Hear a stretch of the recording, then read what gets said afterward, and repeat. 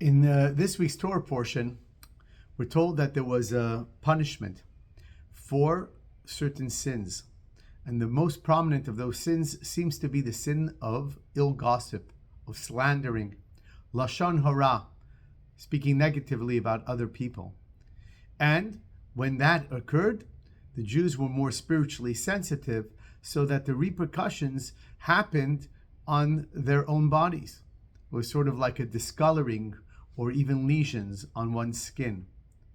Almost like if somebody was sensitive or allergic to a particular food, immediately coming in its vicinity or eating it would draw a reaction.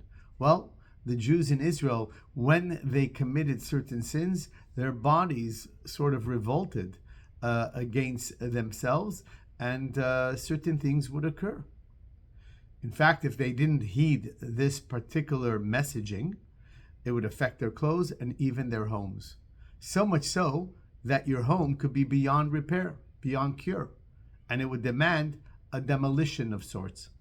But here's where we find something strange, because when in fact they would demolish these homes that they had conquered from the Amorites in the land of Israel, they would find treasures that were hidden by the Amorites, being fearful that the Jews would conquer and eventually take over their homes, and they didn't want them to take their wealth as well.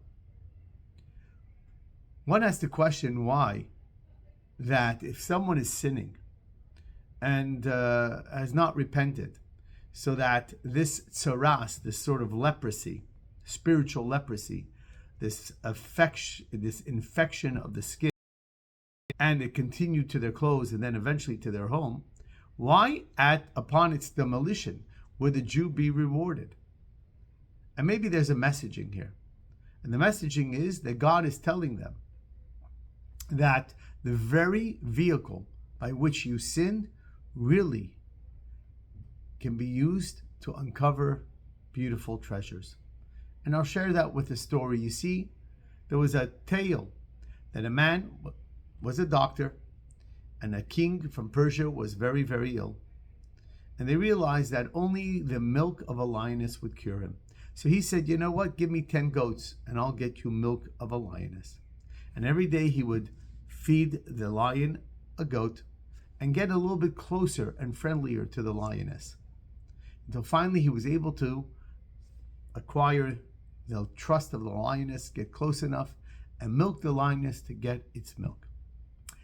On his way back to the king, he fell asleep and had this very unusual dream. In the dream, all the parts of the body were arguing. Who's the boss of this body? I mean, who really played the major role in being eventually to cure the king and reap its rewards? And the heart said, well, it was me. I had it. It was in my heart to think of this idea to begin with. And the hand said, without me, you wouldn't be able to milk the lioness. And the feet said, who got you there to begin with? And finally, the tongue said, hold on a second. It was me that was able to communicate this idea to the king. It was because of me that we're getting this reward eventually. And everybody laughed at the tongue. You're not even visible. You're in some little cave and appear once in a while. Doesn't make any sense. They laughed. The tongue said, yes, you'll see who laughs last. And when they came to the king said, no, did you bring me the milk of a lioness? But in Aramaic, he said instead a word that's very similar to the word for lioness. Instead said, I brought you milk of a dog. And the king was furious. And the king had him jailed and intended to kill him. When he was in that little cell, he began to think, what just occurred? I had milk of a lioness. He fell asleep. And again, the body parts began to argue. And the tongue said, you see, I told you, I could do you in. But the tongue said, don't worry. If you admit that I'm really the chief here, the boss, the head honcho, I'll go back and fix it. And so he requested that he meet the king with some very important messaging and details that could save his life. Once again, just trust him. He once again got a meeting with the king and explained himself and said, I misspoke, or whatever the case may be. What does the tale actually tell us? It tells us that we do have one of our limbs that can be used for total destruction. But if we use it correctly, there are tremendous treasures behind this little enclave. It's our tongue and our mouth that is able to communicate words of love, words of connection, words of dignity, words of respect, thereby building our relationships and strengthening them. And yet, of course, this sharp limb, this sharp tongue, can also be the source of tremendous tragedy, destruction, distraught, the severing of relationships, the insulting of people that are close to us. And maybe that's what God was telling the Jews. Use your tongue properly, and you'll find those hidden treasures behind the walls. Use it incorrectly, everything will go to despair. So this weekend, why don't we start even today? Use our tongue wisely.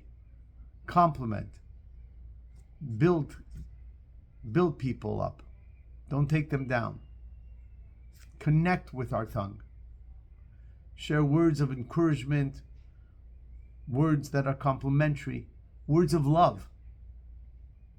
And together, as we build our communities here, as we should be building our communities in Israel, we will all merit that once we lessen the sin of ill gossip, Mashiach will certainly come quicker to help us rebuild our nation, our land, and the coming of Mashiach speedily today. Good Shabbos.